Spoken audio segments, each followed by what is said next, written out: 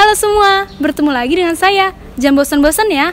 Oke, pada hari ini kegiatan yang pertama akan ada doa pembuka, kemudian dilanjutkan dengan materi mengenai tata tertib lalu lintas. Yang kedua akan ada pengenalan ekstrakurikuler dan kegiatan kepramukaan.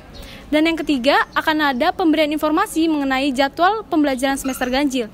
Lalu nanti akan ada penutupan berupa kata sambutan oleh Kepala Sekolah SMK Santa Maria Monica. Jadi, simak terus ya videonya. Sebelum kita memulai acara pada pagi hari ini, marilah kita berdoa terlebih dahulu. Dalam nama Bapa dan Putra dan Roh Kudus. Amin. Selamat pagi Allah Bapa yang bertahta dalam kerajaan surga. Puji dan syukur kami haturkan kepadamu atas penyertaan-Mu dalam acara ini, acara MPLS tahun ajaran 2020-2021 yang diadakan secara langsung. Kami mohon berkat-Mu agar acara ini dapat berjalan lancar dengan baik sesuai dengan kehendak-Mu. Amin. Bapa kami yang ada di surga, dimuliakanlah nama-Mu. Datanglah kerajaan-Mu, jadilah kehendak-Mu di atas bumi seperti di dalam surga. Berilah kami rezeki pada hari ini, dan ampunilah kesalahan kami, seperti kami pun mengampuni yang bersalah kepada kami. Dan janganlah masukkan kami ke dalam pencobaan, tetapi bebaskanlah kami dari yang jahat. Amin. Kemuliaan kepada Bapa dan Putra dan Roh Kudus, seperti pada permulaan, sekarang, selalu, dan sepanjang segala abad. Amin. Dalam nama Bapa dan Putra dan Roh Kudus. Amin. Terlebih dahulu, nama saya Pak Agustinus Heribert Sunardi. Pada kesempatan ini kita mau menyampaikan tentang tata tertib berlalu lintas. Banyak sekarang kejadian yang menimpa di perlintasan jalan-jalan yang banyak sekali menelan korban, bahkan nyawa. Anak-anak sekalian, pada kesempatan ini supaya kita menjadi anak-anak yang disiplin, berwarga negara yang baik, serta berlalu lintas yang baik, maka kita perlu mengenal apa itu dasar berlalu lintas. Dasarnya adalah Undang-Undang Nomor 2 Tahun 2002 tentang Kepolisian Negara Republik Indonesia. Yang kedua, dasarnya adalah Undang-Undang Nomor 22 Tahun 2009 tentang lalu lintas dan angkutan jalan. Dan masih banyak lagi dasar-dasar dalam berlalu lintas. Itu dasarnya.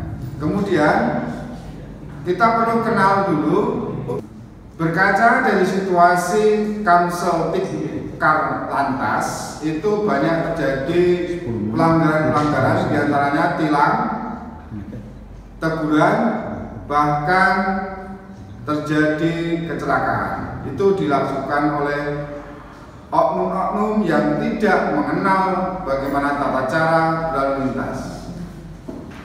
Oleh karena itu, jalan satu-satunya untuk lebih baik yaitu disiplin berlalu lintas.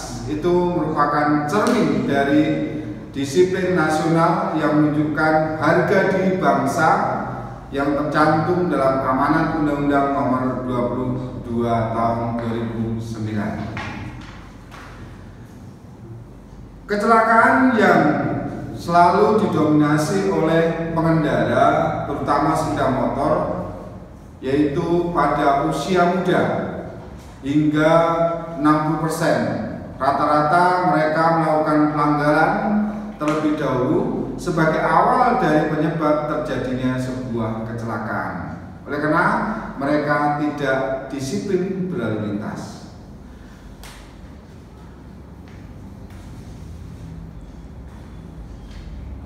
Dalam berdisiplin berlalu lintas perlu ditaati, diantaranya adalah surat-surat yang sebagai cara untuk apakah mereka mahir atau tidak dalam berlalu lintas, diantaranya untuk pengendara atau yang membawa mobil itu syaratnya harus memiliki SIM A. SIM A diperoleh dari Anda yang sudah berumur 18 tahun. Jadi kalau belum, sekali-kali menggunakannya. Kemudian sehat jasmani dan rohani. Dan yang paling diutamakan adalah mengenal, mengerti tata tertib peraturan lalu lintas. Kemudian untuk pengendara roda 2 itu wajib hukumnya yaitu mempunyai SIM C. SIM C itu diperoleh apabila sudah berumur 17 tahun dan terutama sehat rohani dan jasmani. Nah, bagaimana untuk mendapatkan itu? Ya tentunya kita harus mengenal teknik-teknik berkendara yang baik dan benar. Di antaranya untuk teknik berkendara yang baik dan benar adalah 1. Melihat, yang kedua mengidentifikasi, lalu yang ketiga memperkirakan apakah dalam perjalanan itu aman atau tidak. Lalu baru mengambil keputusan dan setelah itu melaksanakan keputusan itu. Nah, anak-anak sekalian, kita perkenalkan bagaimana atau apa itu rambu-rambu dan isyarat lalu lintas. Kita lihat diantaranya adalah beberapa rambu-rambu ini. Perlu anak-anak sekalian ketahui, semua ini ada maksud dan artinya. Oleh karena itu, silakan disiplin untuk mengerti tentang rambu-rambu atau isyarat berlalu lintas. Lalu yang kedua, diantaranya adalah saya ambil contoh alat pemberi isyarat. Ini dalam traffic light ada merah, kuning, hijau. Merah berhenti, kuning perhatian, hijau jalan. Dan ini untuk traffic light bagi pejalan kaki. Lalu ini berkedip-kedip, itu lampunya berarti peringatan bahaya jalan tersebut yang kita lewati. Kemudian yang kedua adalah diantaranya contoh marka jalan. Marka jalan itu ada 4 jenis. Diantaranya lurus. Kalau di tengah jalan itu ada jalanan yang beraspal kemudian bercat lurus begini. Lalu yang kedua itu artinya adalah larangan untuk lewat tanda tepi jalan. Kalau dilanggar tentunya dapat kena silang. Kemudian garis-garis putus-putus itu tandanya arah lalu lintas, peringatan, ada marka di depan dan pembatasan jalur, tidak boleh melewati. Kalau mendahului tentunya harus ada tanda-tanda khusus. Nanti kita jelaskan di belakang. Kemudian kombinasi antara putus-putus dan lurus. Nah, yang keempat adalah kombinasi marga jalan membujur tidak terputus. Ini sama sekali tidak boleh dilewati. Kalau dilewati tentunya akan membahayakan diri sendiri maupun orang lain. Kemudian diantaranya untuk kita sebagai pengguna jalan itu hendaknya mentaati kewajiban sebagai pengemudi jalan, yaitu diatur dalam pasal 106 ayat 4.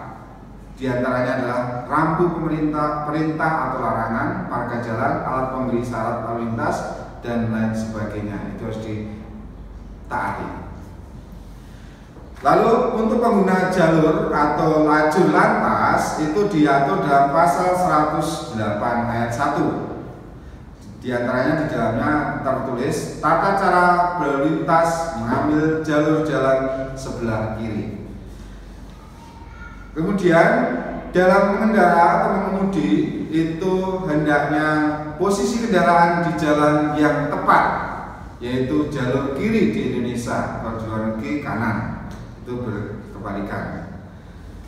Lalu selanjutnya adalah tata cara menyusul atau melewati kendaraan yang ada di depan kita. sangat diperhatikan sekali, yaitu pastikan jalan itu aman di depan. Kalau tidak, nanti akan terjadi sebuah kecelakaan. Bila mana mau mendahului, hendaknya menggunakan lampu isyarat, ya. Dan larangannya adalah tertulis dalam pasal 109 ayat 3. Dilarang melewati kendaraan yang telah memberi isyarat akan mengambil jalur kanan. Jadi kalau di depan kita sudah menyalakan lampu isyarat, tentunya ke kanan kita tidak boleh mendahulinya.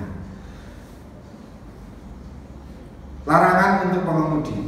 Yang pertama adalah kendaraan lain di persimpangan atau persilangan sebidang. Kendaraan yang sedang berikan kesempatan menyeberang kepada pejalan kaki atau pengendara sepeda. Pengemudi yang akan dilewati kendaraan lain wajib memberikan ruang gerak yang cukup bagi kendaraan yang akan melewati. Jangan memaksakan diri. Lalu yang kedua adalah memberi kesempatan menjaga kecepatan agar dapat dilewati dengan aman. Bagaimana cara berpapasan? Itu diatur dalam pasal 110 ayat 1, pasal 110 ayat 2, pasal 111. Tata cara membelok dalam berkendara itu diatur dalam pasal 112 ayat 1. Pengemudi yang akan membelok atau berbalik arah atau berpindah lajur harus mengamati situasi di depan, samping, dan belakang, lalu memberikan isyarat lampu atau tanda lampu. Pengemudi dilarang langsung belok kiri pada setiap persimpangan. Ada jalur khusus untuk memberikan jalur berbelok.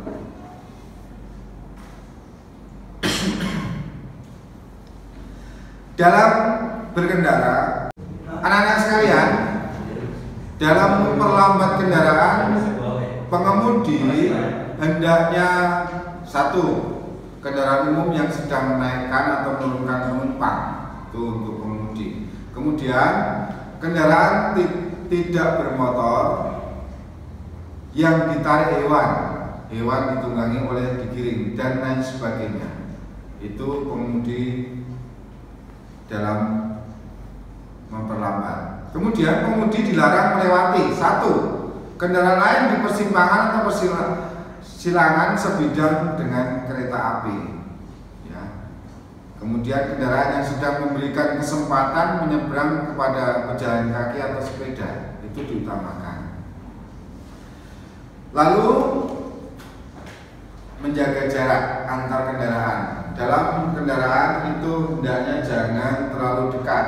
Satu, nih, kecepatan 40, jaraknya kira-kira ya 3 meter sampai 5 meter. Lalu kecepatan untuk yang kedua itu antara mobil dan sepeda motor pun diantara minimal adalah 5 meter. Lalu kecepatan dalam berkendara hendaknya diperhatikan juga, kecepatan berapa kilometer per jam, itu diantara 60 km per jam, jaraknya minimal adalah 10 meter. Dan untuk kecepatan 70 km per jam itu hendaknya minimal juga 10 meter atau 12 meter, karena untuk mengantisipasi berhenti mendadak, terutama di jalan-jalan raya yang utama.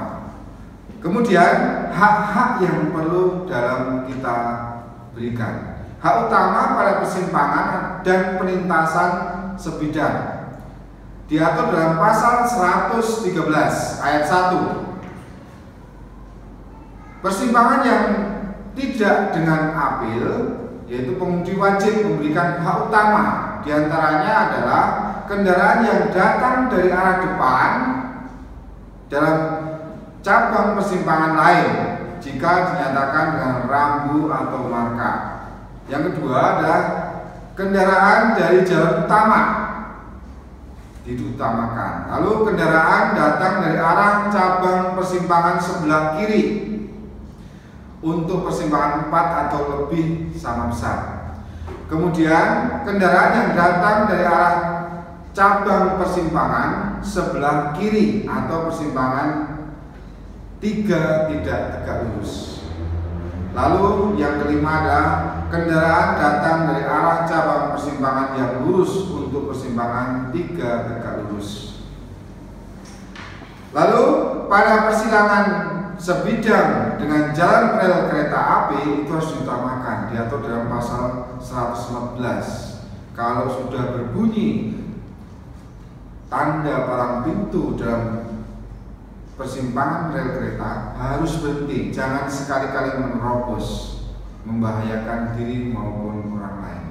Lalu mendahulukan kereta api, diutamakan, memberikan hak utama kepada kendaraan yang lebih dahulu melintas rel. Itu penting sekali. Kemudian hak utama pengguna jalan untuk kelancaran lalu lintas diantaranya 1. Yang perlu diprioritaskan kendaraan pemadam kebakaran. Yang kedua, ambulan pengangkut orang sakit. Kendaraan untuk memberi pertolongan pada kecelakaan lalu lintas. Kendaraan kepala negara pemerintah asing sebagai tamu negara. Iring-iringan pengantaran jenazah. Konvoi, pawai atau kendaraan orang cacat.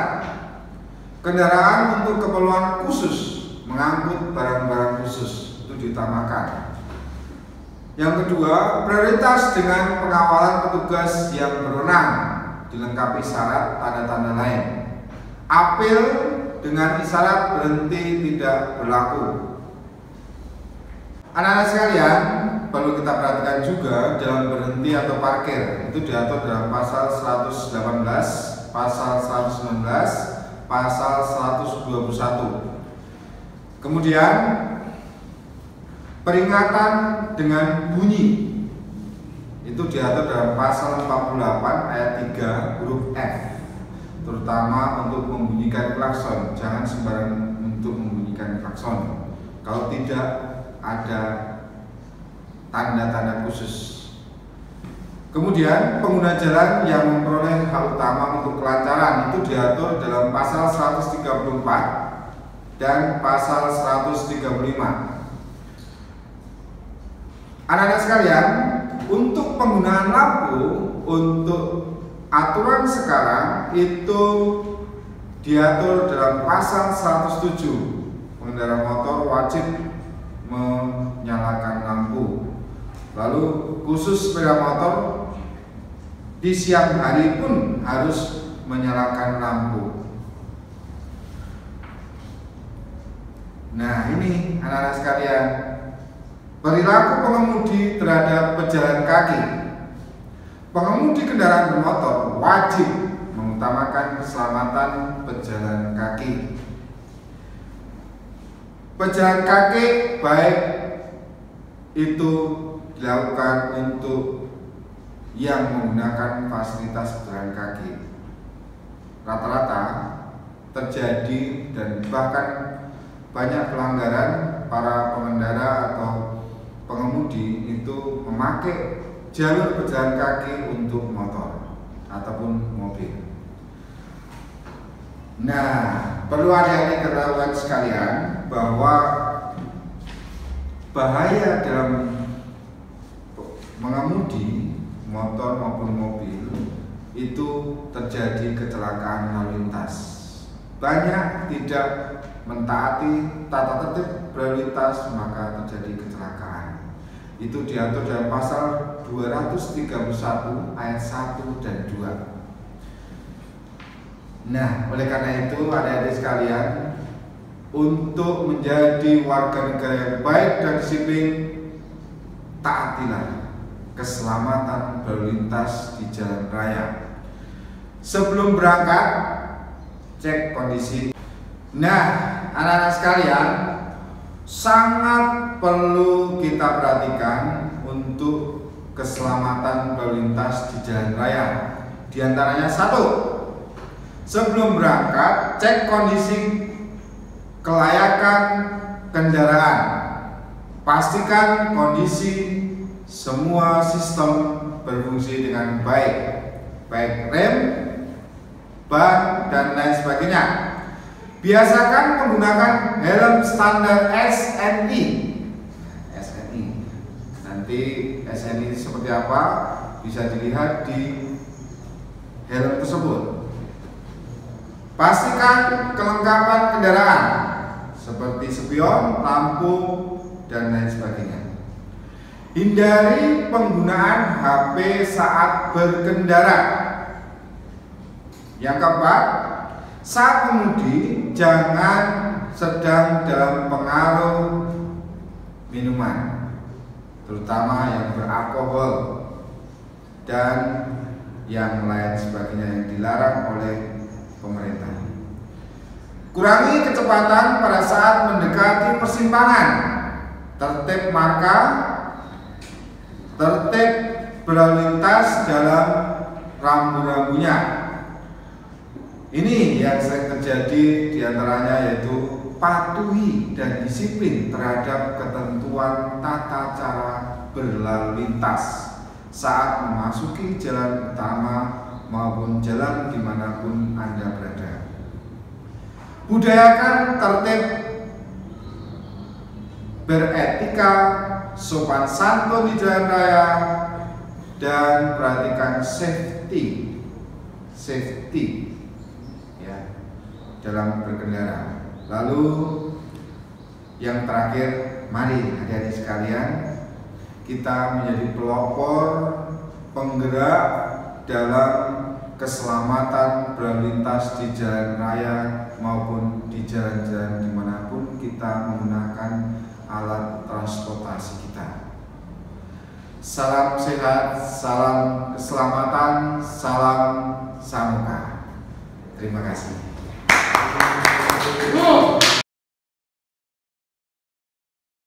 Selamat pagi semua, selamat datang para peserta MTLS SMA SMK Santa Maria Monica tahun ajaran 2020-2021. Selamat datang, perkenalkan saya Dela Filis Rapin.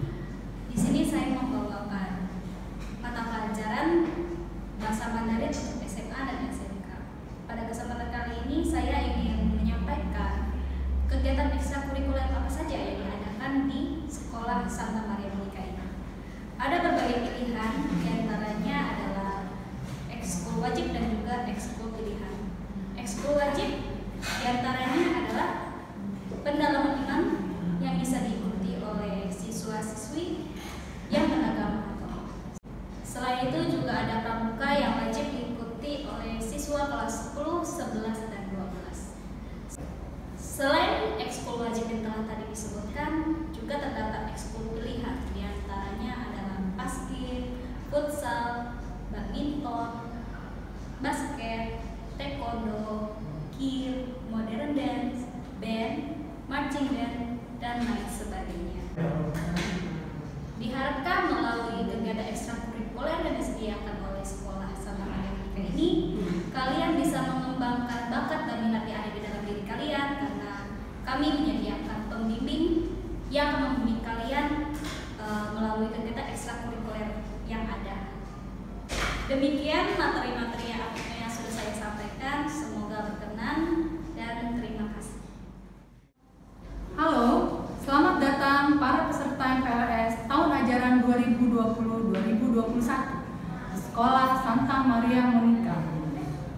Masa pengenalan lingkungan sekolah atau MPLS dikenal juga sebagai masa orientasi siswa atau masa orientasi peserta didik baru, merupakan sebuah kegiatan yang dilaksanakan di setiap sekolah setiap awal tahun untuk menyambut siswa baru. Ada yang sedikit berbeda untuk pelaksanaan MPLS tahun ini karena diadakan secara virtual. Namun, kami sebagai pihak sekolah mengharapkan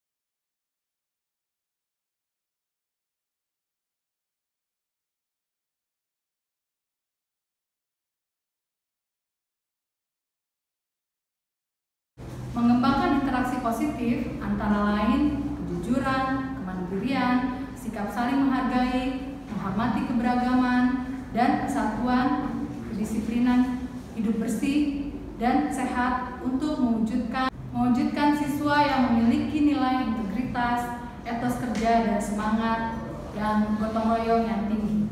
Akhir kata, selamat mengikuti kegiatan MPLS tahun ajaran 2020-2021. Sukses, Tuhan memberkati. Salam Pramuka. Kakak-kakak sekalian, pada kesempatan ini kakak akan memperkenalkan terlebih dahulu. Nama saya adalah Kak Agustinus Heribert Sunardi, yang dipanggil dengan Kak Heribert. Pada kesempatan ini kakak ingin memperkenalkan apa itu gerakan pramuka. Pada dasarnya gerakan pramuka adalah suatu wadah organisasi yang resmi oleh negara kita untuk meneruskan kader-kader bangsa kita. Yang pertama, sebagai dasar utama, saya bacakan terlebih dahulu daripada salah, karena ini penting untuk kita tindak lanjuti. Yang pertama yaitu dasarnya adalah Undang-Undang Nomor 12 Tahun 2010, di mana di situ tertuliskan tentang gerakan pramuka, yaitu pendidikan kepramukaan merupakan salah satu pendidikan non formal yang menjadi wadah pengembangan potensi diri serta memiliki akhlak mulia, pengendalian diri, kecakapan hidup untuk melahirkan kader penerus perjuangan bangsa dan negara. Perlu adik-adik atau kakak-kakak sekalian ketahui bahwa pada organisasi gerakan pramuka ini itu langsung di bawah naungan yaitu Bapak Presiden kita Republik Indonesia. Secara umum, kepramukaan itu merupakan pendidikan dasar. Oleh karena itu, dasar utama dalam gerakan pramuka adalah yang menjadi inti pokok untuk pendidikan akhlak maupun pendidikan pengetahuan maupun pendidikan keterampilan adalah dasarnya Dasa Dharma dan Tri Satya. Kakak akan menyampaikan satu hal, yaitu kegiatan yang berkaitan dengan kegiatan karakter. Karakter kepramukaan itu sangat membantu kita dalam pendidikan pengetahuan maupun pendidikan keterampilan sebagai penerus bangsa. Disitulah keunggulan kepramukaan, terutama kepramukaan di Indonesia. Wadah organisasi kepramukaan sudah mendunia. Kakak sebagai pelatih dalam gerakan pramuka itu sudah mengalami berbagai tahapan-tahapan untuk mendukung pendidikan terutama di organisasi formal, yaitu Gerakan Penegak Santa Maria Monica. Dalam hal ini, adik-adik sekalian atau kakak sekalian, saya panggil kakak karena dalam ini materi kita yaitu gerakan pramuka. Gerakan pramuka ada penggolongannya. Penggolongannya yaitu secara singkat saja, yang pertama tahap sebagai siaga. Yang kedua, tahap kedua yaitu penggalang. Yang ketiga adalah tahapnya sebagai penegak. Dan yang keempat adalah pandega. Dan seterusnya adalah pembina. Setelah pembina baru pelatih. Pada dasar yang paling tingkatan tinggi yaitu untuk kita sebenarnya dalam gerakan pramuka adalah menyamakan. Kalau sudah menjadi penggalang untuk masuk ke penegak, nanti adik-adik sekalian akan dipanggil sebagai adik-adik penegak, yaitu dengan kata kakak. Nah, mau pelatih, mau pembina, mau pandega, mau penegak, itu semua dipanggil kakak. Itulah keistimewaannya dalam kepramukaan. Disitulah gender dan segala sesuatu yang membedakan semua akan dipanggil kakak. Walaupun sudah tua seperti kakak ini, tetap dipanggil kakak. Disitulah jadi muda. Adik-adik sekalian, sebenarnya itulah yang menjadi inti pokok kepramukaan, yaitu Dasa Dharma dan Trisatya. Oleh karena itu, jangan ragu-ragu adik-adik sekalian dalam Anda bergabung di SMA maupun SMK Santa Maria Monica. Kakak akan membantu kalian untuk bersama-sama bagaimana melatih karakter kakak-kakak sekalian.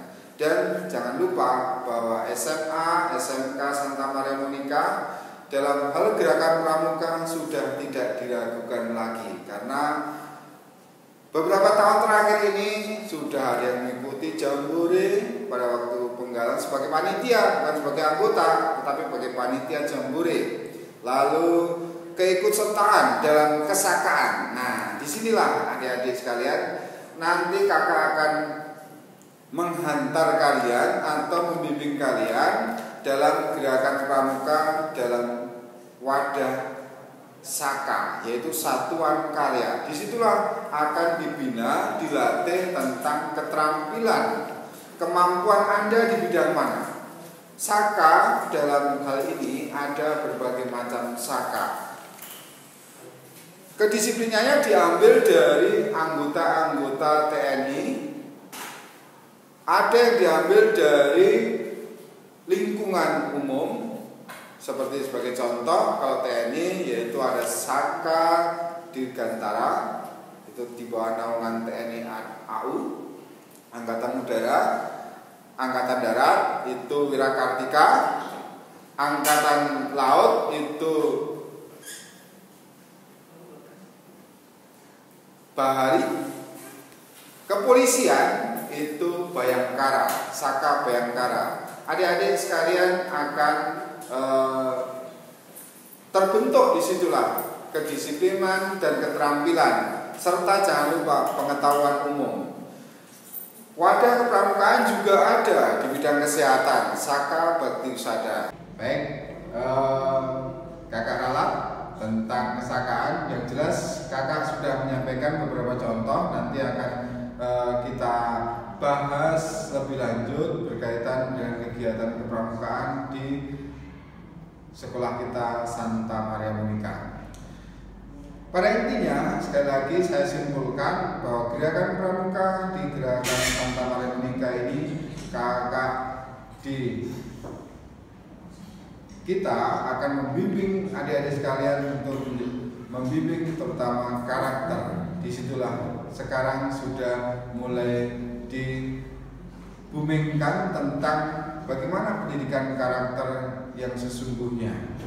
Wadah yang paling jelas, akurat, dan bisa dipercaya yaitu gerakan pramuka. Di samping itu memang masih ada banyak sekali gerakan-gerakan atau organisasi-organisasi yang membimbing tentang gerakan pramuka. Oleh karena itu jangan ragu, mari kita bergabung dengan wadah kita yaitu Santa Maria Monica.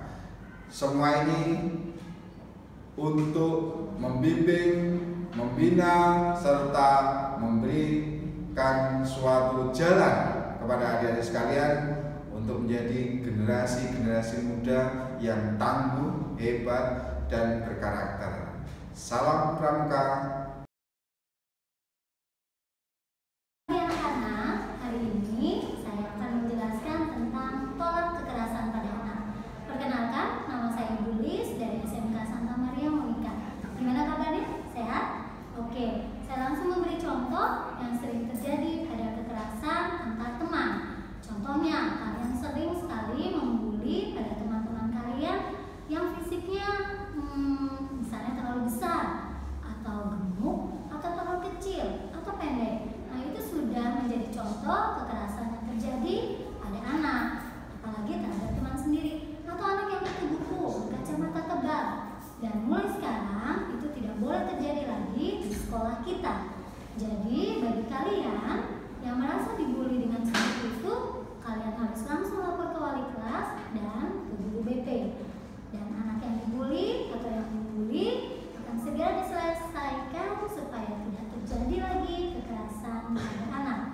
khususnya dari teman sendiri. Juga walaupun pembelajaran melalui PJJ, kekerasan bisa terjadi. Bagaimana?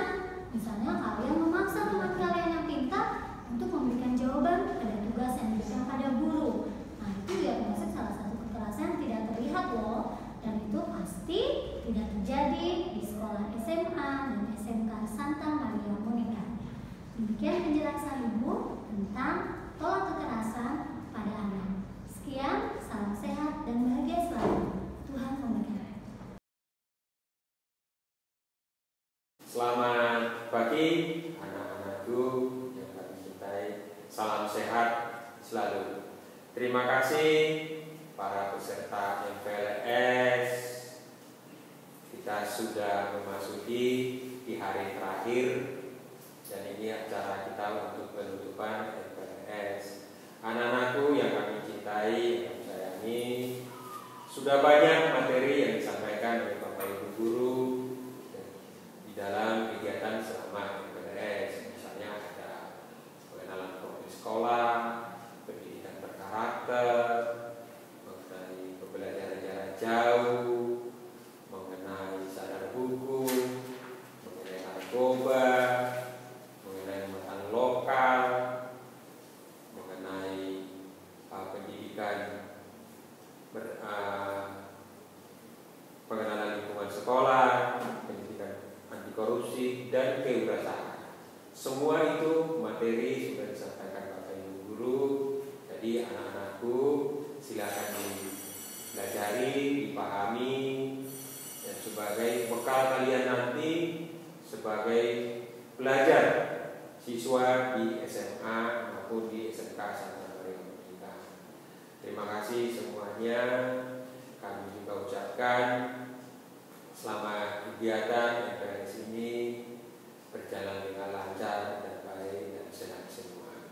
Dan begitu juga kepada para panitia, Bapak Ibu guru yang memberikan materi, dan tak lupa juga para OSIS yang sudah bekerja keras membuat konten-konten video untuk selama MPLS ini.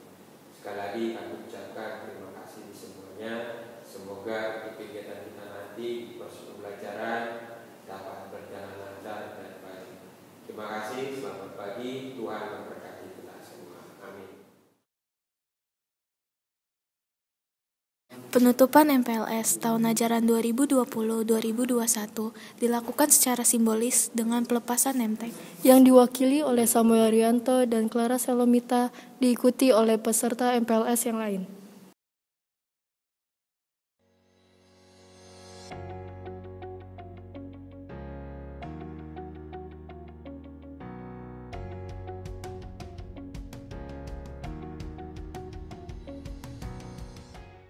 Nah, bagaimana tadi videonya teman-teman? Semoga materi yang telah disampaikan bermanfaat bagi kalian semua ya. Pesan saya kepada kalian untuk PJJ nanti, kalian harus tetap jaga kesehatan dan tetap semangat belajar ya. Sampai jumpa!